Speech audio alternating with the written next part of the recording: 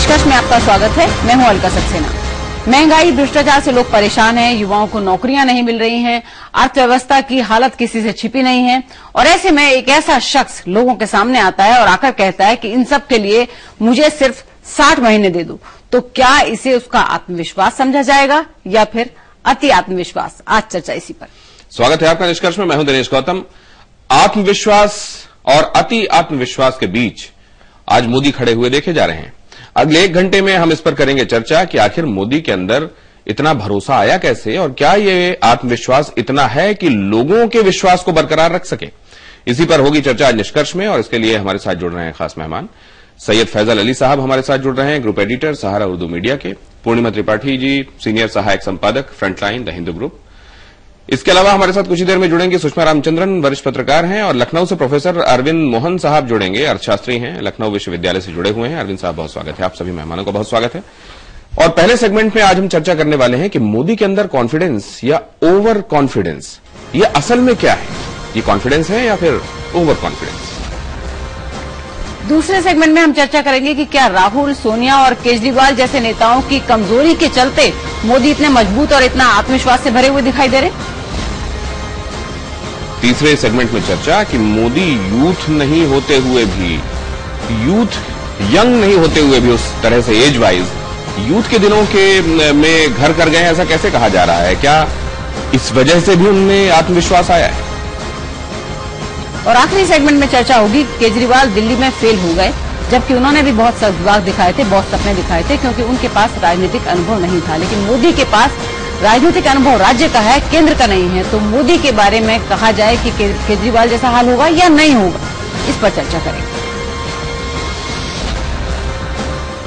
मोदी कहते हैं मुझे भगवान ने भेजा है, कांग्रेस को 60 साल आपने दिए हैं, मुझे 60 महीने देकर देखिए। ये उनका विश्वास है, आत्मविश्वास है, या यही अति आत्मविश्वास है? क्या मोदी 60 महीने में सारी समस्याओं को सुलझा देंगे? नेताजी, आपकी बात सही है, आपकी हैसियत नहीं है, आप गुजरात नहीं बना सकते, इसके लिए तो 56 इंच का सीना लगता है। ये अंदाज उस मोदी का है जिन्हें देश के भावी पीएम के तौर पर देखा जा रहा है। जनता के बीच जब वो वोट मांगने निकलते हैं तो उनका आत्मविश्वास आसमान पर होता है। लाखों की संख्या में मोदी के मुरीद उनके हौसले को एक नई उड़ान देते हैं। उनकी भाषा और उनके अंदाज को देखकर लगता है कि वो प्रधानमंत्री के उम्मीदवार नहीं बल्कि पीएम की शपथ लेने वाले हैं। मोदी देश के लोगों को ऐसे ऐसे सपने दिखा रहे हैं जिनके इंतजार में वो कई साल से टकटकी लगाए बैठे हैं। सभी राज्यों को विश्वास दिलाना चाहता हूं, पिछले 60 साल में आपके लिए, विकास के लिए जो कदम नहीं उठाए, 60 महीने में हम उठा करके दिखा देंगे भाई। मोदी अर्थव्यवस्था के साथ देश में विकास के पहिए को सर पर दौड़ाने की बात करते हैं। इतना ही नहीं, वो महंगाई, भ्रष्टाचार, रोजगार जैसे अहम मुद्दों से निपटने के लिए जादुई छड़ी होने का दावा भी करते हैं।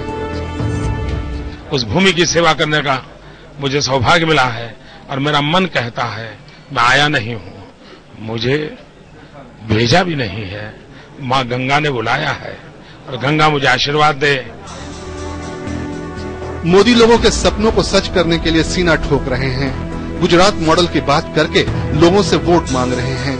लेकिन सबसे बड़ा सवाल, क्या जिसके लिए देश 60 साल से इंतजार कर रहा है उसे वाकई में 60 महीनों में पूरा किया जा सकता है? ये मोदी का आत्मविश्वास है या अति आत्मविश्वास? समय के लिए ब्यूरो रिपोर्ट।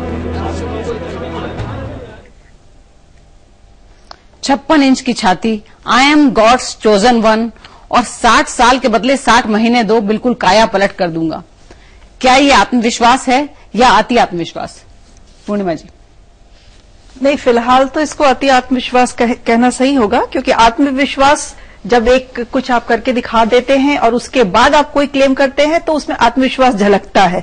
यहाँ पर अभी उनको बहुत कुछ करना बाकी है, तो इतनी बड़ी बड़ी बातें करना शायद थोड़ा सा वो लगता है राज्य के आधार पर वो कह रहे हैं, ऐसा कुछ नहीं है। नहीं, राज्य के आधार पर तो ठीक है, वो राज्य के कॉन्टेक्स्ट में बोले तो आत्मविश्वास समझ में आएगा, क्योंकि राज्य में उन्होंने करके दिखाया है, इसमें दो राय नहीं है। लेकिन देश के स्केल पे बोलने के लिए अभी थोड़ा वक्त उन्हें खुद को देना चाहिए। और अगर इतने बड़े बड़े दावे वो अभी से करना शुरू कर दे तो I think is going slightly overboard. ये कि भगवान ने मुझे बुलाया है इस काम के लिए और 60 महीने में ये कर दूंगा, क्या 3 बार चुने जाने की वजह से वहां असेंबली इलेक्शंस के बाद उनके लिए जो दिल्ली मोदी के नारे लगे थे, क्या उस वजह से उनके अंदर ये आ गया? नहीं, सबसे पहली बात तो ये दिनेश की जो बात हम लोग करें विश्वास या आत्मविश्वास, मुझे लगता है ना ये विश्वास है ना अति आत्मविश्वास है, बल्कि ये एक पॉलिटिकल पॉस्चरिंग है कि मैं ये कर सकता हूं, I am the one, I am the chosen one. ये एक उनकी पॉलिटिकल पॉस्चरिंग है जो लोगों को अपील करती है। दूसरी बात ये कि एक चीज है वो कर सकते हैं नहीं कर सकते हैं, वो एक बात की बात है, लेकिन एक चीज ध्यान में रखिएगा कि जब हम लोग बात करते हैं केजरीवाल मॉडल की और कहते हैं कि दिल्ली में फेल हो गया, तो ये सोचिए केजरीवाल मॉडल क्यों फेल हुआ, और मोदी की कंपैरिजन उनसे करते हैं तो क्या मोदी जी का भी हाल वही होगा जो केजरीवाल का होगा? मुझे नहीं लगता है, इसलिए कि दोनों में एक बेसिक फ्लॉ है, डिफरेंस है। केजरीवाल ने टाइम बॉन्ड चीजें कही थी, मैं इतने दिन में ये कर दूंगा, मैं उतने दिन में ये कर दूंगा, मैं इतने दिन में बिजली फ्री कर दूंगा। केजरीवाल ने पूरे जो वादे किए थे, जाहिर सी बात है उतनी बड़ी बड़ी बातें करके उसको पूरा करना मुमकिन नहीं था।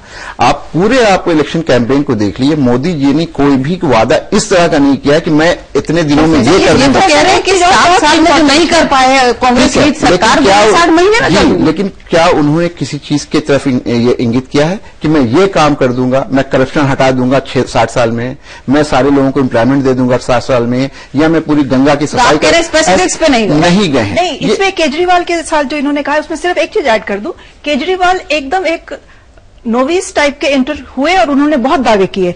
मोदी जी के साथ उनके पीछे बहुत बड़ा परिवार जुड़ा हुआ है। परिवार से मेरा मतलब उनके खुद की फैमिली से नहीं है, संघ परिवार, और ये परिवार उनको शक्ति दे रहा है, और ये शक्ति शायद उस आत्मविश्वास की वजह हो सकती है। इसी के लिए वजह से एक चीज और है कि उनका वो जो नोवाइस नहीं है जो केजरीवाल था, इसीलिए उन्होंने स्पेसिफिक की बात नहीं की है कि बाद में उनसे पूछा जाएगा आपने क्या किया। जेनरिक एक बात कर रहे हैं कि मैं ये कर दूं। नहीं, लेकिन अरविंद अगर स्पेसिफिक ना भी वो कहें, लेकिन जिन मुद्दों को वो लगातार उठाते आए हैं, महंगाई उन्होंने हर जगह हर रैली में लगभग उसका जिक्र किया है, भ्रष्टाचार का जिक्र वो कर रहे हैं, वो ना दें टाइम फ्रेम, लेकिन अगर 60 महीने का वक्त वो मांग रहे हैं तो क्या उन्हें कुछ कॉन्क्रीट इस बारे में करके देना नहीं होगा और इस बारे में अपनी जिम्मेदारी वो नहीं समझ रहे होंगे? चलिए पूर्णिमा जी, वहां शायद इसी वजह से मैंने सबसे पहले कहा कि वो अभी थोड़ा अपने आप को वक्त दें, उनको नेशनल लेवल पे कुछ करके दिखाना